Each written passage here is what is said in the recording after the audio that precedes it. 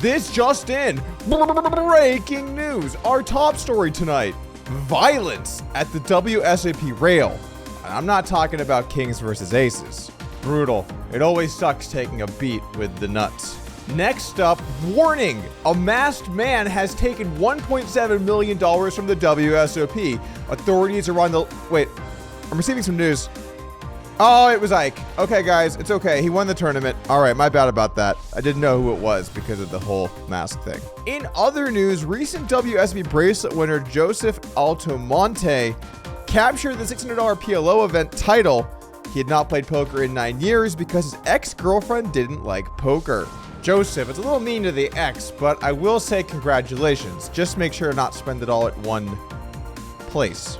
And finally tonight, Prince Charles from the Hustler livestream ran up $20,000 to quite a reasonable 800K score. This is why you just have to get out to the World Series of Poker for the cash games. All this and more tonight on Poker News. All right, guys, before we jump into it, we do have a new tournament at the Lodge. End of June, if you're in the Austin area, the Summer 100K guarantee. Stop on by if you'll be in Austin. All right, let's go ahead and get into our stories here tonight. And I want to start off with talking about all of the new World Series of Poker bracelet winners. With just over a quarter of the World Series of Poker in the books, we have many bracelet winners that you've probably heard of. Guys like Nick Schulman or Ike Haxton. We also had the first WSB bracelet for recent high roller player Alexander. I'm sorry I can't pronounce your last name. A couple more staples won some recent bracelets with 2021 Player of the Year Josh Arieh winning the 10K limit hold'em and David ODB Baker winning the $1,500 Raz. There was, however, one notable person that didn't win a bracelet. They ask you how you are, and you just have to say that you're fine when you're not really fine, but you just can't get into it. There is also one player that has won 2 events just this year, and that player is Chad, and I'm going to have to brush up on my English. Evslage? Regardless, this guy is killing it in the Dealer's Choice events. He played the $1,500 Dealer's Choice one. 456 entrants, he won that. Then he played the $10,000 Dealer Choice event as well. 130 entries there, and he won that one too. So basically, if people get to pick the game, probably don't play with Chad. I guess when it comes to Dealer's Choice games, Chad is in the winner circle. It is pretty nuts, though, to win the same tournament where there's a small buy-in and a big buy-in to outlast both fields. This guy's got to have a pretty good strategy when it comes to knowing what games to pick. Zooming out, if we take a look at the 2023 Player of the Year rankings, Chad is well out in first place, but there are a few people that are getting a little bit close here, with notable player Nick Schulman in the rear. My thoughts, people will win tournaments, and then other people will also win tournaments. Moving on. Next up, we got a weird one, guys. I saw this clip the other day at a WSOP final table, where in the background, something peculiar happened. Let's roll the clip. Whoa. Whoa. Was that a shot to the... Did you catch that in the background? Whoa. Oh, this guy's going down. Yeah, no. Oh, he's down. Oh, God. He's down. Count him out. Count him out. She just hit him right in the goods. Yeah. Oh.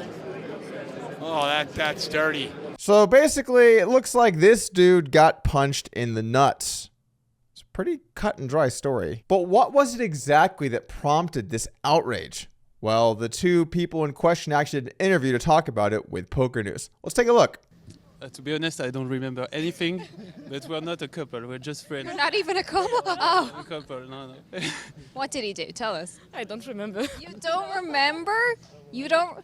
Maybe we drank too much, so I was probably rude to her, but Did he deserve it? Yes, of course. Well, that's all that matters. Yeah. So let me get the story straight here. You're drunk on the rail, and you punched him in the nuts, and nobody knows why.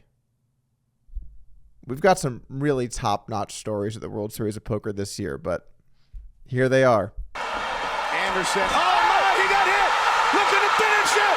And it's all over. Let's take a look at the replay again. Bang, right to the jewels. He's writhing in pain. Another storyline here. I saw a thread on Reddit the other day. Someone asking, where's Phil Hellmuth been? Why haven't I seen Phil Hellmuth playing the series?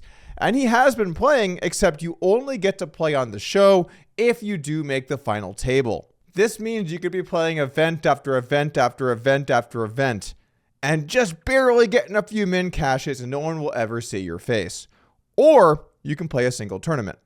Kind of the choice is up to you.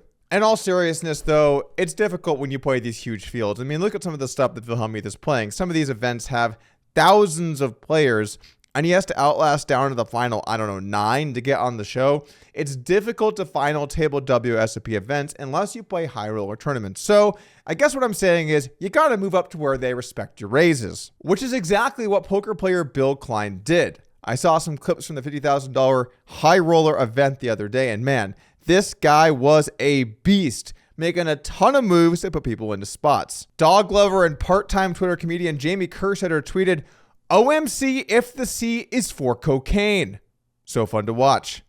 With a picture of Bill Klein blasting away with the pocket fours. And this is what poker needs. People blasting away with pocket fours to try and win tournaments. However, unfortunately for Bill, ultimately, the final bullet in the chamber ended up being for him. Basically, he called an open heads up with 8-5, a little loose but fine, depending on ante could be fine. Then check called an 8, second pair totally fine. Then he overbet donk jammed a 6. This is a don't want to do play.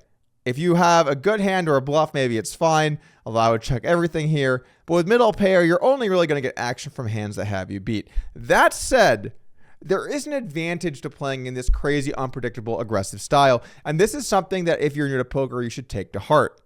If you play really aggressive, you do give yourself a chance to win pots you're not going to win otherwise. And sometimes you can just luck box your way into some deep runs. Now, I'm not saying you should do this, but I'm saying if you're going to play in any direction, I would lean towards too aggressive and going for it. But don't do it with this hand. I would do a different hand, personally. Either way, just another example of Bill Klein being a gangster. Ain't nobody close to the aisle except the homies down the street. Team Nitro, we stay on the prowl. How you figure you the man of the town? I got this thing covered like the tarp at Wrigley when the rain come down. Rivalry, I'm a red bird. Fuck what you heard. DJ Cub know the boy so fresh and super. Moving on, let's talk about this guy winning a bracelet and basically blaming his ex-girlfriend for not winning in poker. This just seems like an unnecessary attack on the ex-girlfriend. I mean, why we gotta go after her? You know, she didn't like gambling. In general, that's a good policy, although it is very fun and you can win money. And he's probably a good poker player, and it really did likely hold him back. And man, he could have so many bracelets by now. In fact, she ruined his life. She ruined his life. She ruined his life. Moving on. Final story I want to talk about today. Nick Airball tweeted showing Prince Charles from the Hustler Casino live stream on a what looks to be like $700,000 or $800,000 stack after buying in for $20,000. I don't know what kind of game this was. I don't know how many 20K reloads there were, but what I can say is turning 20K into this mountain of chips, not too likely. In fact, I'm much better at turning that mountain of chips into 20K, something that I would have done and then some last time I played on Hustler Casino Live. Charles is a very aggressive player. We saw that from his play style in the $1 Million game. In fact, I would say he was maybe the most aggressive player on the days he played. But you're going to have big wins. You're going to have big losses, certainly in the play style of an aggressive player. That's going to do it here today for Poker News. I'll see you guys again soon. Thank you for joining us.